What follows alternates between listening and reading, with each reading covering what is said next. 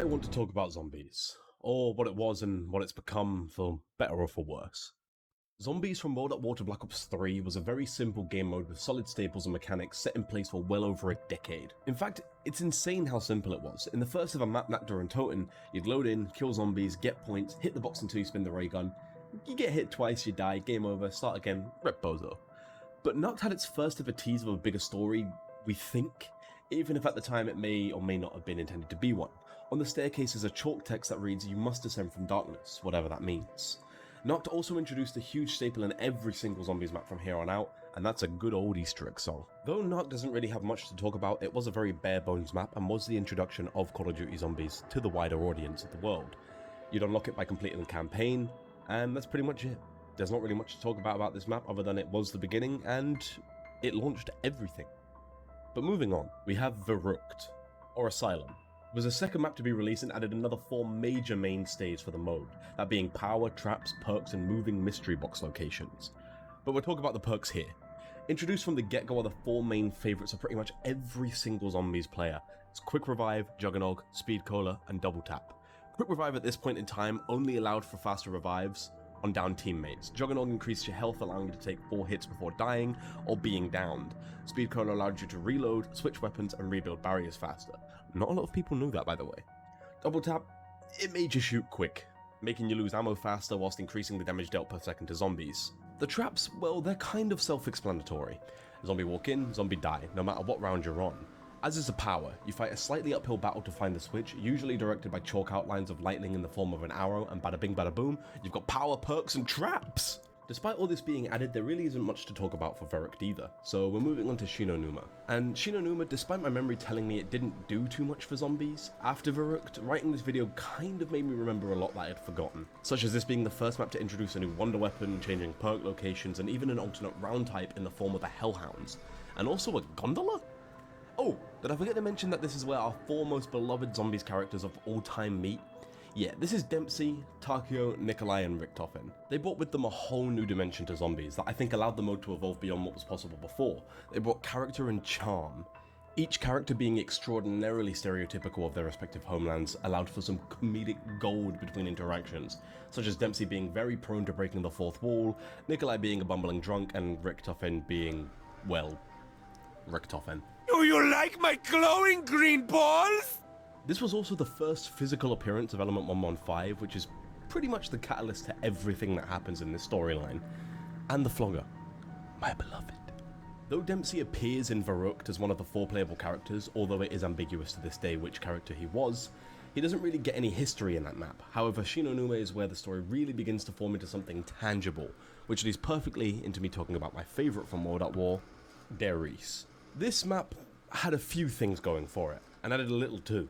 It was a well-designed map, not too tight, not too open, catered to campers and trainers alike. The map introduced 2 mainstays into the mode, or maybe 3 if they count, the first being the Pack-a-Punch, and a usually short objective to allow its use, this map being the teleporter links. The others being the Bowie knife, or a stronger melee type, and of course an Easter egg quest of sorts with the Flytrap Easter egg. It also does wonders for the lore of this mode, cementing some things in stone that will be later revisited and expanded on. It does this through the many radios hidden around the map, many that tell the story of Richtofen's eventual betrayal of Dr. Ludwig Maxis and his daughter Samantha. In all honesty, I'd like to touch on the lore as little as possible. Unfortunately, for the sake of this video, I believe some details are needed, as I believe it's partially to blame for the downfall of this mode. Overall, Darres is beloved as a map to this day, and Treyarch and their team were hitting straight A's after A's, and this didn't really slow down either for the next game, Call of Duty Black Ops. This game launched with 3 Zombies experiences on disc, which is literally 3 times more than World at War had. These maps being Kino de Toten, 5, and Dead Ups Arcade. See, despite adding a new wonder weapon to the mode, the Thunder Gun, Kino really didn't do much for the game mode itself. The map was loved, don't get me wrong, but it really could have fit right in with World at War. Which, by the way, is what was actually intended in the first place. Which is why I'm moving on to the next map very quickly, being 5. 5 was a very different map. It allowed us to play as a new cast for the first time ever, those being some presidents and Fidel Castro for some reason. It added a new wonder weapon in the Winter's Howl and completely new teleporting and quick travel systems in these like really randomized teleporters that you'd find in most corners of the floor that you find power on. It also introduced a new type of boss zombie being the Pentagon Thief, otherwise known as Yuri. Black Ops Zombies also introduced a new zombie type that would spawn in with the regular horde, those being the Nova Crawlers, who would explode on death and release Nova 6 gas that would temporarily blur your vision, and they are a royal pain in my ass. Dead Ops, we're gonna skip it. Yeah, sorry guys, but I just don't think it's really worth talking about. It's just a little extra mode with no real impact on any lore or gameplay of the main maps, so we're just gonna give it a little pass here. It's a really fun game mode, don't get me wrong, especially in Black Ops 1, I think it was its best iteration. It was a lot of fun to play, but overall, I just don't think it had the impact it needed to, and yeah, we'll just leave it at that. Black Ops DLC season took us to really bombastic places, with heavy lore and details, with Ascension being the first map to have a real Easter egg quest, the first of its kind and actually rewarding players with perks and a long-lasting death machine. Speaking of perks, Ascension was the first map to actually introduce 2 brand new perks, those being PhD Flopper and Stamina Up, both becoming beloved must-haves in most players' games. Call of the Dead introduced us to another new cast, consisting of celebrity cameos and even George Romero, may he rest in peace, as a new kind of ever-lingering boss zombie. He could be beaten, but he'd come back soon after. This type of boss zombie doesn't really come around often, or really ever again, so it's interesting to see it here. However, Call of the Dead is still a very interesting map, it has a very unique environment, and I think overall, it's one of the better maps from Call of Duty Black Ops 1. But moving on, we have Shangri-La. Despite being an incredibly difficult map at the time, it did nothing major. You know, a couple new zombies, no new perks, a couple new traps. It was a fun map, but challenging. People loved it and hated it. And then the DLC season took us to Moon. Yeah, this map was crazy. It added teleporting Nova Crawlers, this asshole, Mule Kick allowing you to, without the glitch from World at War, hold more than 2 weapons at a time. Oh yeah, it was then plonked on literally every single map from Black Ops 1. That also includes remasters of the first 4 maps. I'm sure we'll never see that again. Zombies at this point had pretty much cemented itself as a staple for Treyarch's COD games, and the foundation for the modes was set. Power, wonder weapons, perks, traps, Easter egg quests, fast travel methods, and special rounds. And with Black Ops 2, it really did all stay on track, though the maps were of questionable quality, such as Transit and Darres. This was until Zombies Mode Jesus stepped in to make one of, if not the most beloved maps of all time, Mob of the Dead. A new crew, cool tomahawk, cool dogs, cool boss, cool bridge, cool characters, awesome stories. This map was on fire, and sometimes literally. And hey, look at that, the other Zombies team made a decent map too in Buried. And then out of nowhere, the same dude who helped make Mob of the Dead happen comes in to say, you know what? Screw all you know about the lore, Origins. A personal all-time favourite of mine, Origins was basically trying to be Transit, but not Transit, but also Transit done right. This map was amazing, and took the lore to a whole new place, introducing younger variants of Dempsey, Takeo, Nikolai, and Richtofen, this time with less stereotypicalness, but just as much character. And hey, look at that, Richtofen isn't actually batshit insane. I once tried to climb inside the Pack-a-Punch, hoping that it could perhaps enhance me. As batshit insane as before. Origins added the Wonder Fizz, which wouldn't return for a while, and not really too much else other than, of course, your new Wonder Weapons, which at this point in time was pretty much expected of a new map. It really was a great map, which a lot of people love and surprise you're a toy. Except you're not. Black Ops 3 was a lot. It did almost too much for zombies. Shadows of Evil was a fantastic map, also from the mind of Blundell, who, by the way, at this point is practically the head of zombies. It introduced Gobblegums, Keepers, a new boss in the form of the Margwa, the Meatballs, the Wasps, another cool Easter egg, a new perk in Widow's Wine, the Shadow Man, so much lore! And yeah, that was pretty much it really. Black Ops 3 Zombies is beloved as probably the best experience simply because it had this solid foundation that really wasn't messed with. At the time of writing this, I really can't remember if they even introduced any new perks after Widow's Wine. The foundations were just so tight and so strong that pretty much any map would have worked for it.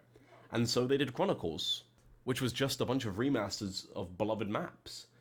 But that's really all I can talk about with Black Ops 3. The foundation was strong, but, well, unfortunately for me, this is where some of the cracks started to show. Unfortunately, I found myself just not playing as much anymore.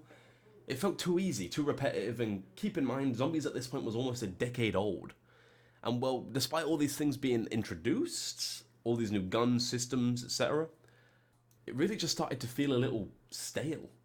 Round base was just getting old. And I say this as a die-hard Zombies fan, despite my boredom with this mode, I still find myself getting excited when I see something new for it. I still find myself being able to sit to around 25 on any given map whilst gathering footage for this video.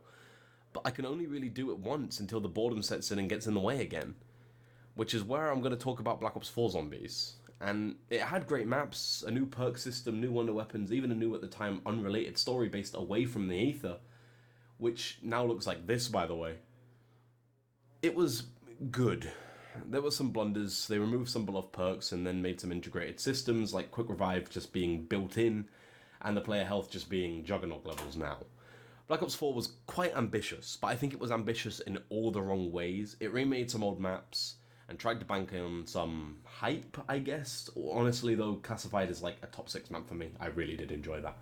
But Blood of the Dead just completely fell flat for me, and admittedly for a while, this is where I opted out of playing zombies. I can't even tell you about the DLC season for Black Ops 4 because, realistically, I never played the maps, so I have to move on from here. The 8th story, it's over. Done. All universes that belong to it converge into one new universe that seemingly is canon to everything that came before it, including the universes set up in Modern Warfare and Black Ops. A respectful send-off, I think. But moving on, we have Cold War Zombies. And wow, was Cold War Zombies different. This is what I've wanted, something different in the right way. Customization, real progression. This is the first time I've played Zombies since Black Ops 4, and it's fresh and fun. It's smooth and many things have changed. First of all, the iconic starting pistol. It's whatever you want it to be now. Perks, they get upgraded through playing, real incentive to play. Guns progressively improve in rarity as the rounds go on. New perks, upgraded old perks.